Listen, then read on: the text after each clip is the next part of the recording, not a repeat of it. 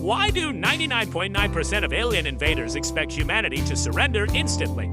It's a trope as old as science fiction itself. The skies darken, the world trembles, and the assumption is always that we'll just give up. No questions asked, no resistance, no clever tricks.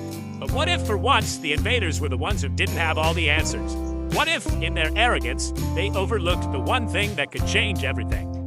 Imagine the confusion in their command centers. The alien leaders staring at their screens, expecting instant capitulation, only to be met with chaos, debate, and a stubborn refusal to play by their rules. What if just once they got it completely wrong? But what if the fate of the world hinged not on our weapons or our wealth, but on something so ordinary, so overlooked, that it would never even cross their minds? Here's how a plain old penny, yes, a single battered coin, rewrote our destiny and turned the tide of an invasion that should have ended us all. This is the story of how the smallest thing can make the biggest difference, and how sometimes the universe's greatest mysteries are hidden in plain sight. For 100 years, we've raced for first contact. Generations of scientists, dreamers, and doomsayers watched the skies, waiting for the day when we'd finally meet our cosmic neighbors. We built telescopes, sent out radio signals, and imagined every possible scenario: peace, war, trade, annihilation. We rehearsed speeches, drafted treaties, and prepared for the worst. But nothing could have prepared us for what actually happened. When the aliens finally arrived, it was nothing like the movies. Their ships blotted out the sun, casting cities into shadow. Their weapons crackled with energy we couldn't even begin to understand. And their message was chillingly simple: hand over all your gold or face extinction. No negotiation, no explanation, just a demand that echoed across every screen, every radio, every mind on Earth. The world panics. Governments scramble, stock markets crash, leaders argue, and the streets fill with fear. In the space of a single day, everything we thought we knew about our place in the universe is turned upside down. The old rivalries and borders vanish, replaced by a single, desperate goal: survival. We send up a vault's worth, bars, coins, ancient artifacts, hoping to buy survival. Every ounce of gold we can find is gathered from the deepest vaults to the oldest museums. Priceless treasures, family heirlooms, and the wealth of nations are packed into crates and loaded onto shuttles, all in the hope that it will be enough to satisfy our new overlords. I was the linguist on that desperate mission. My job was to decipher their language, to find some way to communicate, and plead for mercy if it came to that.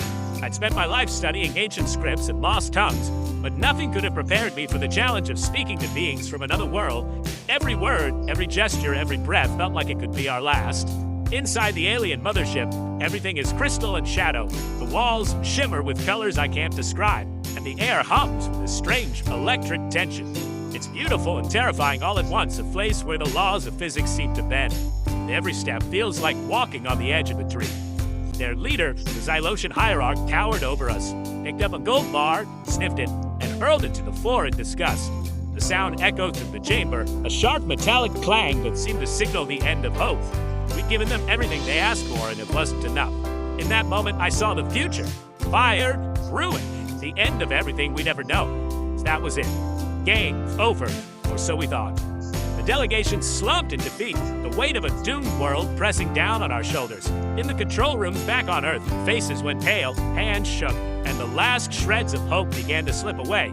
Then, something glinted on the ground. A tiny flash of copper in the harsh alien light, almost invisible among the debris of rejected gold. It caught my eye, a small, stubborn spark in the darkness. Not gold, not treasure, just a humble 2005 Lincoln penny, dull and scratched. It must have fallen from someone's pocket, a forgotten relic of a world on the brink. In that moment, it was the most ordinary thing in the universe, and the most important. The Xylosian froze, reached down, picked it up like it was the crown jewel of the universe. The room went still, every eye, human and alien, fixed on that single battered coin. The hierarch's hands trembled as he held it up to the light, his eyes wide with something that looked almost like awe. The entire alien crew went silent. The tension was electric, a moment stretched to infinity. It was as if the fate of two civilizations balanced on the edge of that penny, waiting to see which way it would fall. My translator buzzed, barely keeping up, and finally spat out one word: divinity. The word echoed in my mind, strange and familiar all at once. Divinity. Not wealth, not power, but something sacred, something holy. The penny, it seemed, was more than just a coin. To them, it was a relic, a symbol, a key to the mysteries of the universe. Turns out their entire religion was built on a single Earth penny, scanned by a probe decades ago.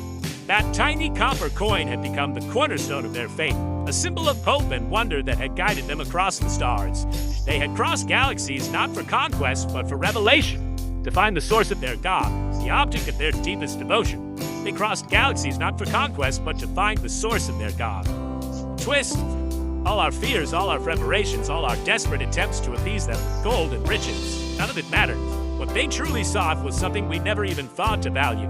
The journey that had terrified us was, for them, a pilgrimage, a quest for meaning in a universe full of chaos. Sometimes it isn't about what you have, but the story others believe. A penny was just a coin to us, but to them, it was a legend, a myth, a promise of something greater.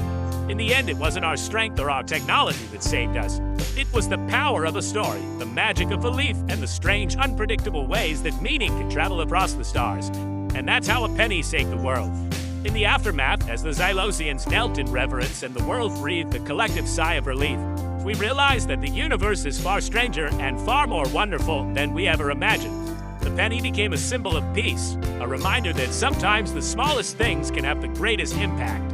Stick around, because the real secret, the story doesn't end there.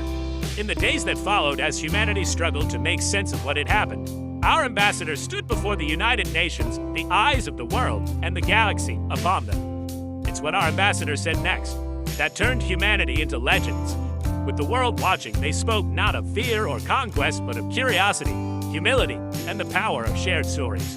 They invited the Xylosians and all who might be listening to join us in a new era of discovery, where the value of a thing is not in its material worth, but in the meaning we give it.